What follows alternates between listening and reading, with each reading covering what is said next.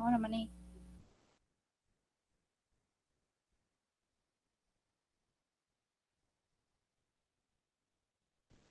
Start na ko.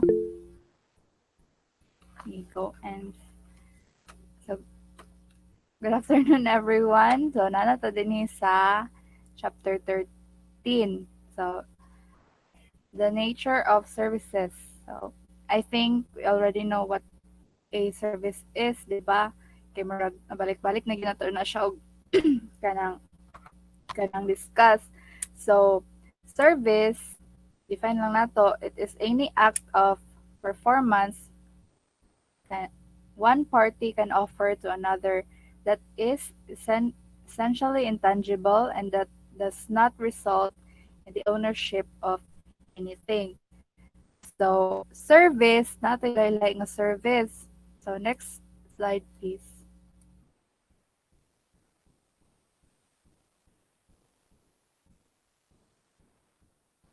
So, here we have the categories of service mix. We have pure tangible goods or good, tangible goods with accompanying services, hybrid, major service with accompanying minor goods and services, and pure services. So, sa pure tangible goods na isabon din ha nga naay germs.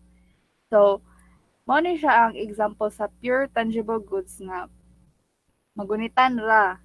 So, other examples are toothpaste or salt with no accompanying services. So, mao na siya ang sa pure tangible goods. Next is tangible goods with accompanying services.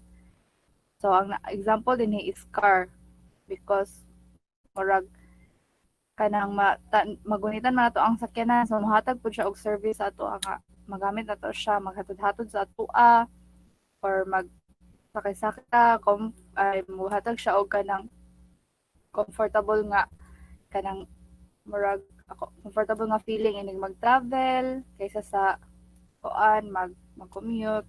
So other examples are computers or cell phones with warranty or customer service contract. So dapat na siya kanang accompanying services dili nga side dili siya pareho sa tangible goods nga kanang kuan lang magunitan lang siya. So there are more technologically advanced. Typically, the more technologically advanced the product, the greater the needs for high quality supporting services. So that's the tangible goods with accompanying services. Next is hybrid. So ang naa dinhi kay nagluto-luto siya. So examples ani is restaurants with equal parts of goods and services. So nag-produce sila og pagkaon tapos tagaan pa jud kanila og kanang nindot nga service. So mura siya mix ana. Next is major service with accompanying minor goods and services. So example here is the airplane na naay flight stewardess na nag-serve og food. So like air travel with supporting goods such as snacks and drinks. So murag major services lang major kay ang pag kuan nimo pag sakay nimo sa airplane ihatod kanila. So, ang minor services ay game murag pakapinan ni kana ay free ko ani sir, free nga food or anything something ana. Nag o kabalo pero ako kakasakay og kuan food airplane. So murag mo na siya ilang minor service ang pag-serve og food or drinks. Next is pure service.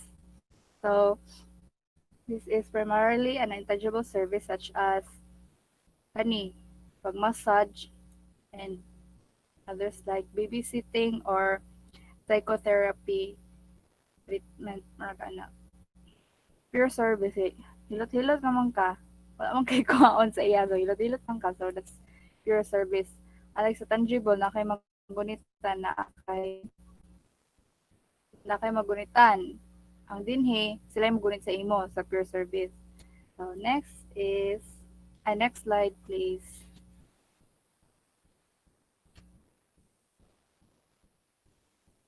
The distinctive characteristics of service. And here we have four characteristics like intangibility, inseparability, variability, and perishability. First, we have intangibility.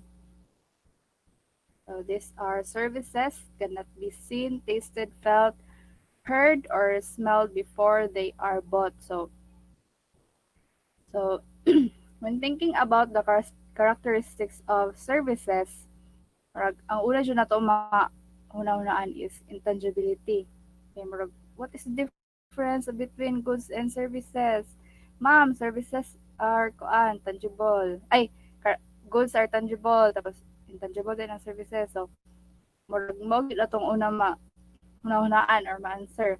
So, service intangibility means that services cannot be seen, tasted, felt, heard, or smelled, sorry, before they are bought. You cannot try them out. Example, here we have plastic surgery. Wala? Ha? Sent na that. Unsa? Buka na mo JM. Arms, right? Big arms. Big arms. Putol-putol ka. Ha? Sa'yo niya? Sa'yo ni JM? JM, putol-putol ka.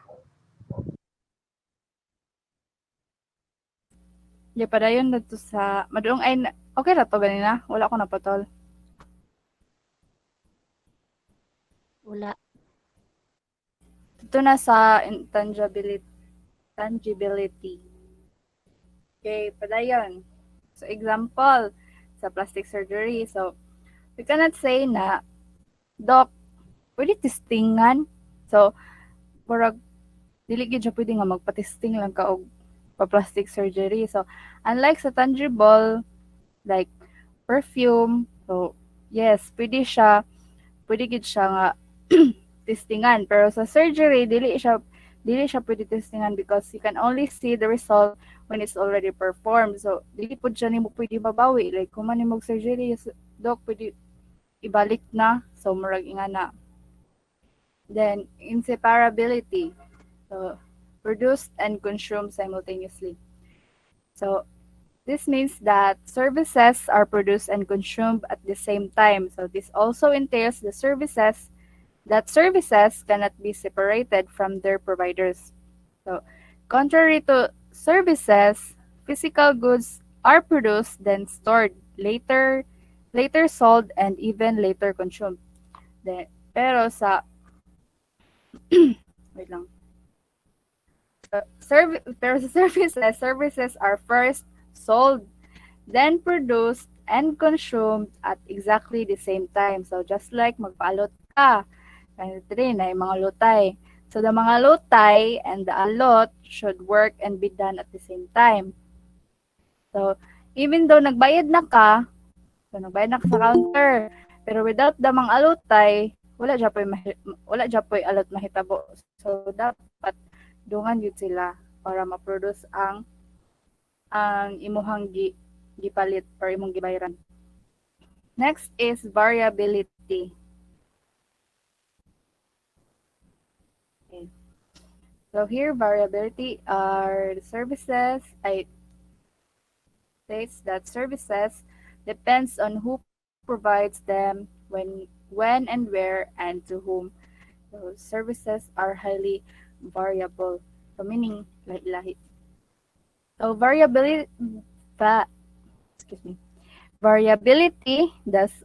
does also belong to the important characteristics of services. So it refers to the fact that the quality of services can vary greatly depending on who provides them, when, where, and how. So example here is a concert. So murag K-pop concert na siya. So kintahay na ay K-pop concert sa Philippines. Naapod napod koan kanang western nga concert or mga Americans drama. So both are concerts. So pareho sila concert pero sa K-pop o katong sa for example kanang si Adele. But they differ in rendering a concert. So lahi gid siya kaysa sa K-pop. Kay ang K-pop is more on sayaw. Sayaw. Oh, more on sayaw.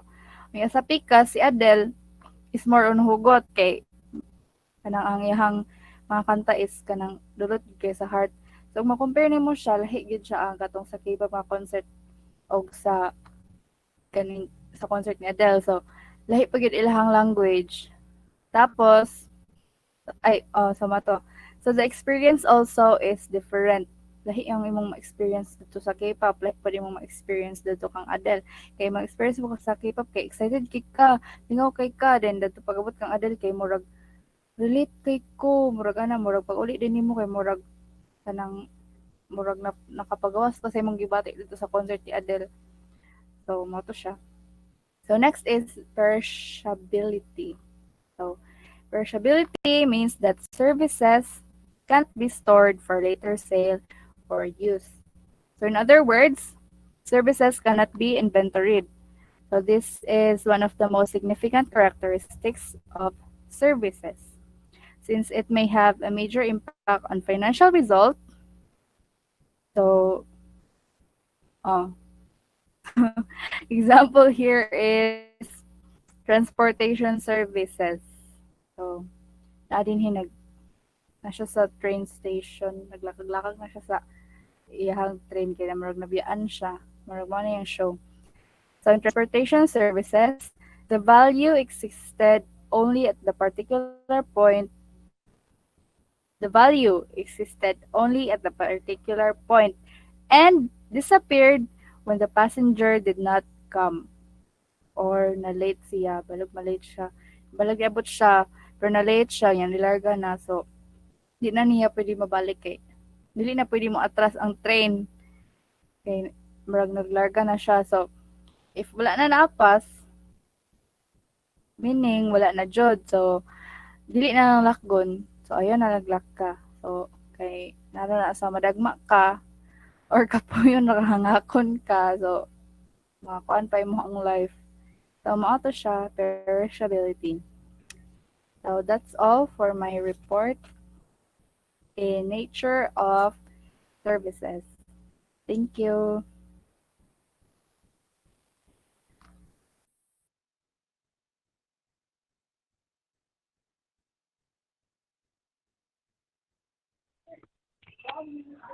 So, hello, good afternoon, everyone.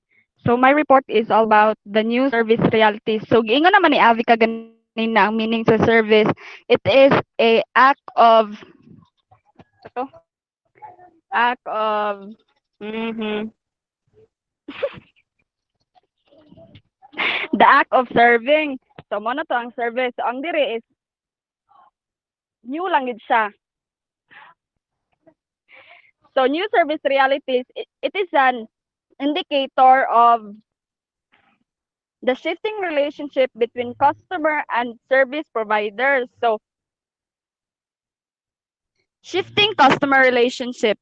It is a savvy service marketers are recognizing the new service realities such as the importance of newly empowered customer production, and the need to engage employees as well as customers. So first is customer empowerment. Customer empowerment is Customer empowerment are becoming more sophisticated about buying products, support service, and pressing for unbundled services. So they can select the elements what they want. So ang ako example ani is customer empowerment kaya bitang mag-purchase ta og cellphone. Di ba naman gid kita magi mag kita magi magpili sa ato ang gusto nga cellphone. Ang usahay is mag-recommend ang kanang mga sales lady, di ba? Pero naara gid sa imuha naman po sa, di ba, usahay kay murag kuanan bitaw kanila kanang kontrahon ka ba nga kanang ay kanilang ma'am kay kuan kanang nabe mga sales lady ay si tawag kanang nila kanang mag-promote bitaw sa self sa isa ka product then Mayon sila kaniya mo ma'am kay nara man gid sa imuha ang power kung kinsa unsa nga cellphone or unsa nga product imuhang pilion. Ang mga kuan nga maldita tapos ikaw bahala ka di na ko mopalit sa imo ambis ganahan ko sa inyong product. Then sunod customer co-production. The reality is that customer do not merely purchase and use service. So first, redesign processes and redefine customer rules to simplify encounters. So sa butobal naman kayo nga redesign processes and redefine customer rules para bitaw dali itra nila para dali lang nila and then ang inyong pag-encounter bitaw nga kanang smooth lang kayo dili na kakailangan daghan explanation, the right technology to aid employees and customer.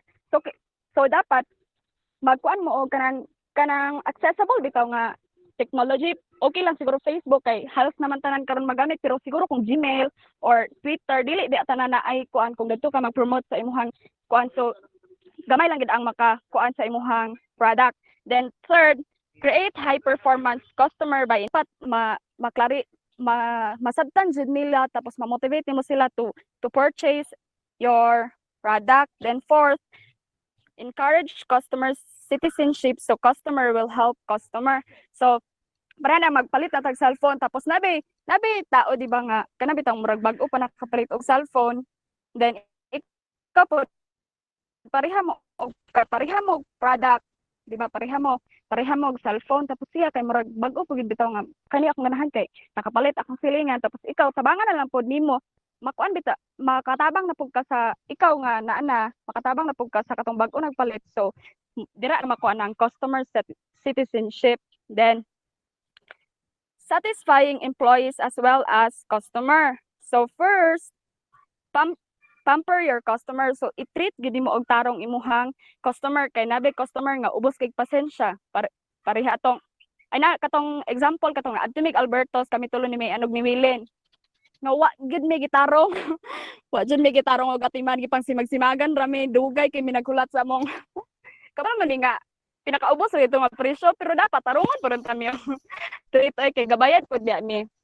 Then second, accurately read customer needs. So dapat kabalo na rin kapag makasulod ang customer, i-entertain na gid na nimo nga ay kabalo ko kung saan iyang ikuan sulod siya sa mong store pala siya cellphone inana jud or naay accessory sa cellphone. So dapat katong una pa lang nga i-treat nimo siya og tarong tapos dapat makabalo na ka sa iyahang gusto nga paliton or unsa man jud iyahang tuyo nga ato siya sa inyong store.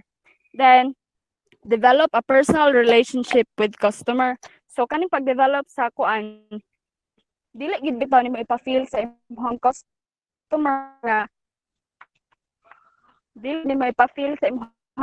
customer nga kuan bitaw siya kanang customer. So na dili bitaw ka magbutang og barrier nga kanang customer ka tapos ako kuan diri dili nimo sika-sikaan imong customer.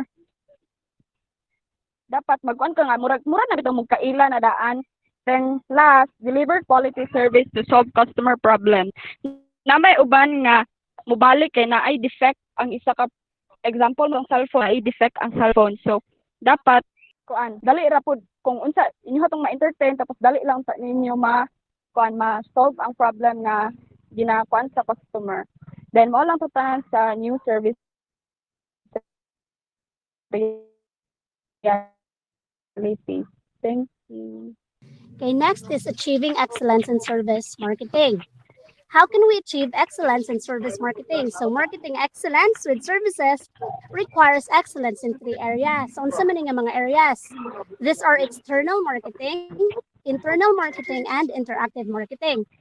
So first, sa external marketing, it includes the normal work of preparing, pricing, distributing, and promoting services. They use external marketing to make promises to customers. It also refers to the relationship between the company and its clients. So ang aim ani should always be to increase the client's experience. Next is the internal marketing. It includes the training and motivating employees to serve customers well. And in other words, internal marketing is the promotion of a company's visions, goals, culture, and mission statement within the organization. And the idea behind this internal marketing is to earn employees' enthusiasm by creating an emotional connection to the brand. They want to ensure nga ang employees understand that they need to fully cooperate to satisfy customer requirements in order to achieve the corporate objectives. Example for this includes nurturing communication and collaboration among employees, allowing open dialogue and accepting any criticism. So lastly is the interactive marketing. Ga-involve po na siya sa employees' skills in serving the client. Interactive marketing also is sometimes called trigger-based or event-driven marketing. It is a marketing strategy of a company that basically uses two-way communication channels, allowing consumers to connect with a company directly. One example for this is kanang mga social networking websites such as Facebook, Twitter, and Instagram. Because this site uses graphics and text para ang mga users can be able to share photos and information. Same goes sa mga companies. It increases their chances of meeting customer needs kay og maghatag or naghatag na og interest ang mga customers sa products or services nga ilang gina-offer, marketers now have the ability to respond to their actions. And lastly, interactive marketing also reduces risk and increases sales because it is rooted in customer behaviors and desires. So much for that. The next is the 3 types of marketing in service industries. So makita nato sa figure, service marketing triangle kana. It shows the key marketing activities that happened between the key actors within services business. So atong mga actors each actors work together. So by the way, these are the actors kanang company refers to the leadership team of company in question. Dayon employees, which refers to all employees including subcontractors who deliver the company's service. And lastly is the customers, which also refers to all customer and potential customers of the company. So as I've said, each actors work together to develop, promote, and deliver a company's service. In the diagram, you can see lines. And sa tunga sa mga lines na nakabutang ang 3 types of marketing. So kanang sa external marketing, it occurs between the company and its customers. Moang line is from company to customers. Basically, external marketing is any communication to customers or even those potential customers that happens before service delivery starts. It may be a form of advertising, personal selling, or direct marketing. Sa internal marketing pod, it occurs between the company and its employees. As it says, within a service business, employees are viewed as internal customers. So as a company, sila jud ang market nga dapat i-please natong una. The leadership team should focus on satisfying its employees so that they want to better serve the customers. It also includes motivating employees, good pay, incentives, working conditions, and many more. And using these key components, maganahan pod og serve ang mga employees sa mga customers. And as for interactive marketing, it occurs between the employees and the customers. Mahitabo ni siya if ang employees o ang customer mag-interact. Naadre makita kung ang promise nga gisaa dito sa external marketing natupad ba or gilimtan ra.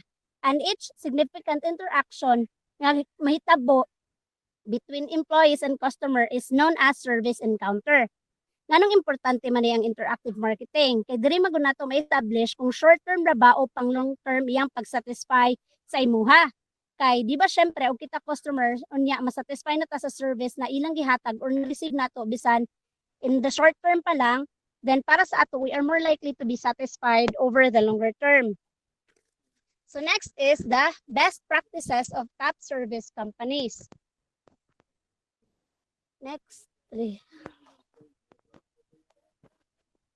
In achieving marketing excellence with their customers, well-managed service companies share a strategic concept, a history of top management, commitment to quality, high standards, profiteers, and systems for monitoring service performance and customer complaints. So mag-start ka sa strategic concept. It developed a distinctive plan to satisfy the needs of the target customers. So as you can see, sa mga top service companies, kuan dyan na, they are more likely kuan kanang customer obsessed. Naa na sila clear sense sa ilang target customers and their needs. Mao na dayon na ilahang buhatan og strategy on how to satisfy the needs of their customers.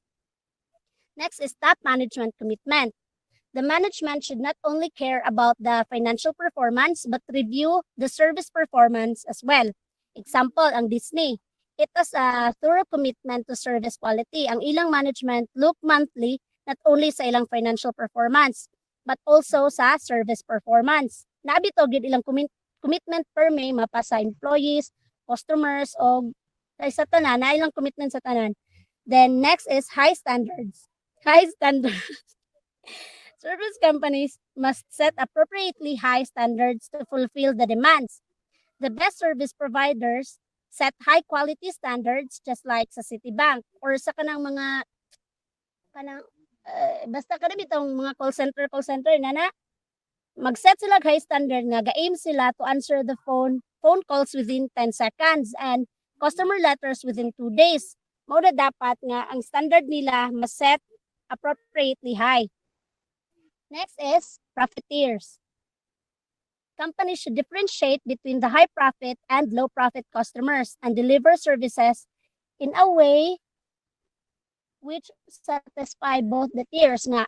For example, og kaning mga dagko og income og mubog income kanang makuan bitaw nila ma-deliver bitaw nila lang service nga masatisfy ang duha dili palitan sa mga pobre kay murag dili bitaw sila makaingon nga ang dato ray giuna or ang dato ray murag gipalabi bitaw mo inana dapat kanang magkuan sila service nga makasatisfy gid sa both tiers. Then monitoring systems. Tech firms monitor service performance of themselves and their competitors regularly. So this practice use comparison shopping and customer surveys to enhance their performance. Tech firms usually audit service performance both sa ilang company and sa ilang competitors. They collect voice of the customer or VOC measurements to investigate thoroughly customer satisfiers and dissatisfiers. They use importance performance analysis. So this is what an importance performance analysis looks like. Ipalihog ko next. Na kining analysis rates the various elements of the service bundle and identifies required actions. And according to Martilia and James, 1977, importance performance analysis is a quantitative approach for measuring how people feel about certain characteristics of an issue or a thing. It is to enhance performance and improve decision making, primarily through the provision of objective statistical, like for example, in the given table. It shows how customer rated 14 service elements or attributes sa automobile dealer service. Ang attribute 1 kanang 1 di lang kay ko kaklaro. Ang attribute 1 naka-receive siya og mean importance rating of 3.83 and a mean performance rating of 2.63. Nag-indicate nga ang customer felt it was highly important pero wala bitaw nila na perform og tarong. Ang rating dayon anang 14 elements are divided into 4 section pero para sa nanimo sila tanan kanang di ba na-rate naman sila pag human nimo rate sa ilaha mag-divide na rin nato siya sa 4 section kanang sa tuo nga figure kanang kana ang A mo na siya ang mga important service elements nga wala na perform at the desired level. Ang 1, 2 ug 9 mao na sila ang nabilong diha nga quadrant. Makita naman nato diha di ba og unsa ang quadrant B, C and D. After na tumabala og unsay actions nga atong kinahanglan buhatonon, management can actually enhance its analysis by checking on the competitor's performance level on each element. So muna siyang importance performance analysis. Then next is satisfying customer complaints. Satisfying customer complaints, companies that encourage customer to complain and also authorize the employees to provide the solution on the spot have achieved greater profits and customer confidence.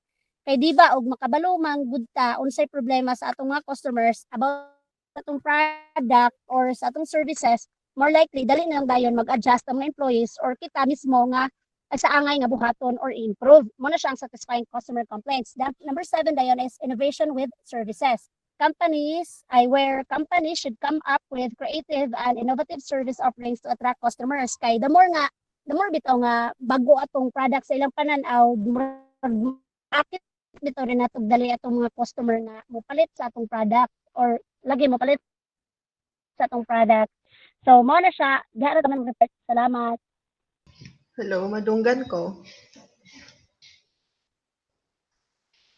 Good afternoon, everyone. So, our report is managing service quality.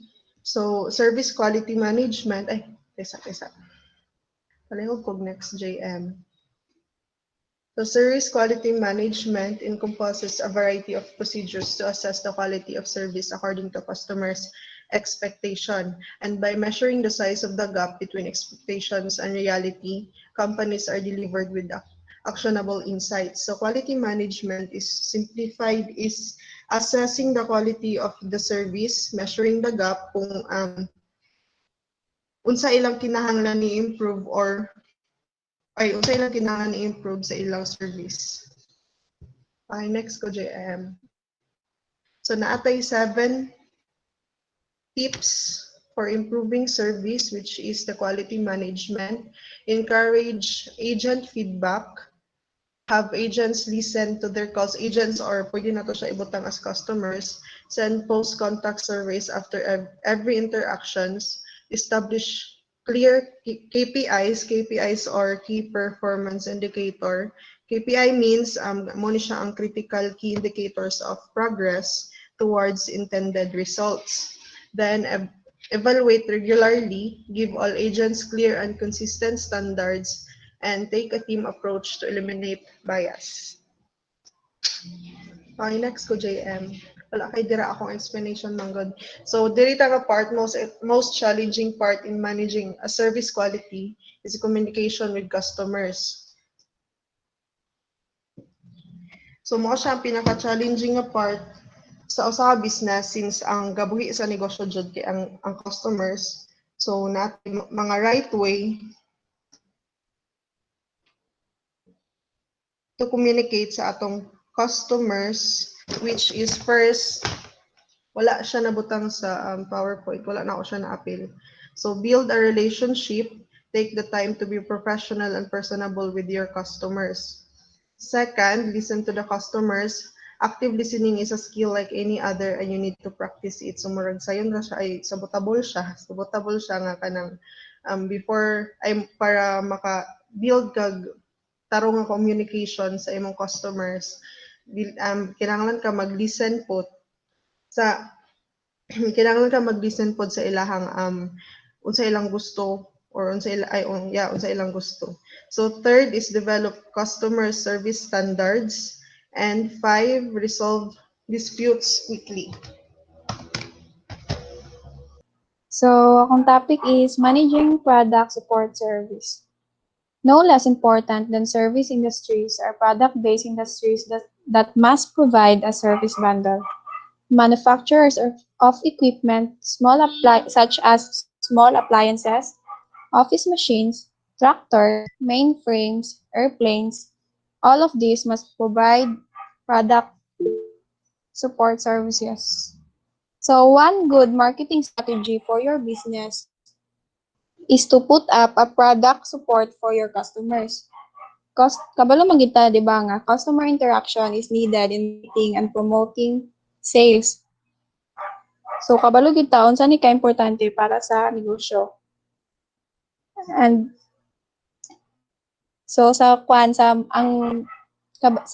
managing product support services na ay isa ka product managers mao ang manage. Ang product managers are responsible for guiding the success of a product and leading the cross-functional that is responsible for improving it. It is an important organizational role, especially sa technology companies nga og mga strategy, mga roadmap, and features definition for a product or product line. Next. So, identifying and satisfying customer needs.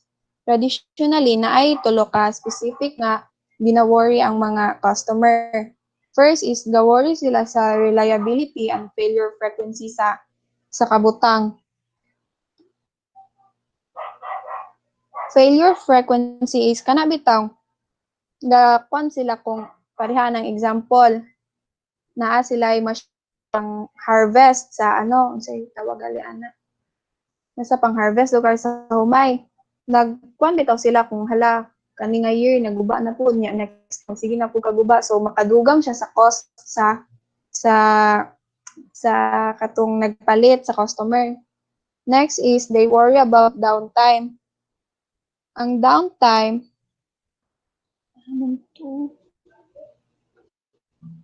downtime bitaw is the longer the downtime, the higher the cost. So, ang customer, gakuan sila, they counts on the seller's service dependability or the service ability to fix the machine quickly or at least provide a loaner. Next is they worry about out-of-pocket costs or kana bitang, di ba sa ato ang business magkuan magitan nabitaw tay budget nga gilahi gyud para sa example o magubaan kag machine so naglahi gyud ta daan og kuan bitaw kanang money para ana. So what if nagsige na lang og kaguba ang ilang gipalit nga product didto sa ang customer pod ana kay madugay siya og cost. To provide the best support, a manufacturer must identify the services customers value under importance.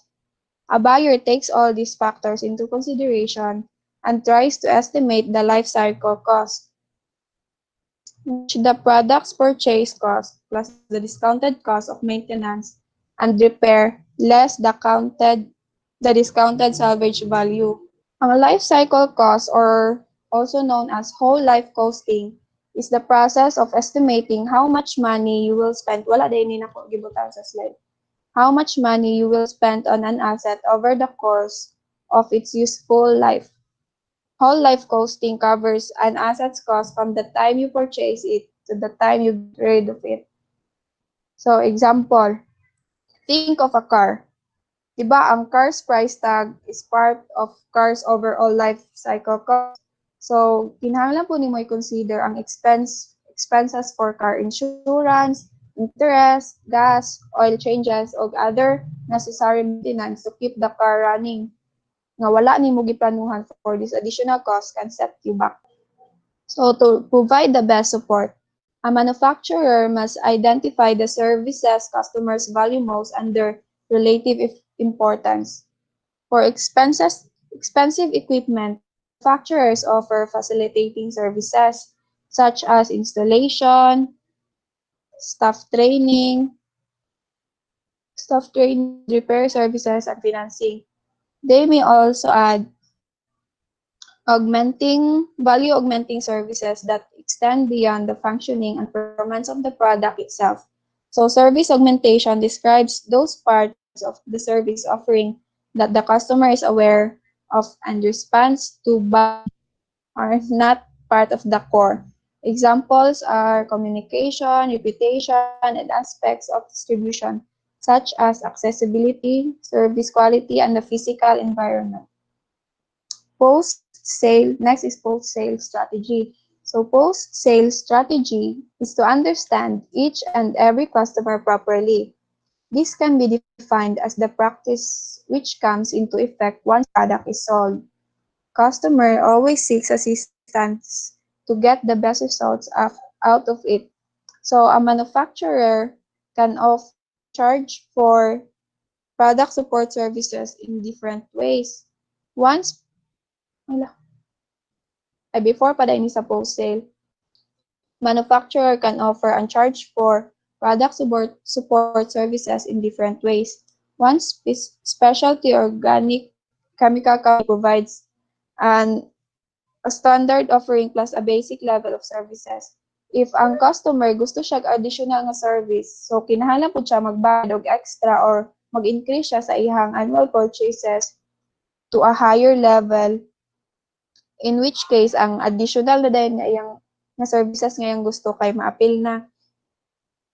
So daghan nga company ga offer og service contracts or also called extended warranties, in which sellers agree to provide free maintenance and repair services for a specified period of time at a specified contract price.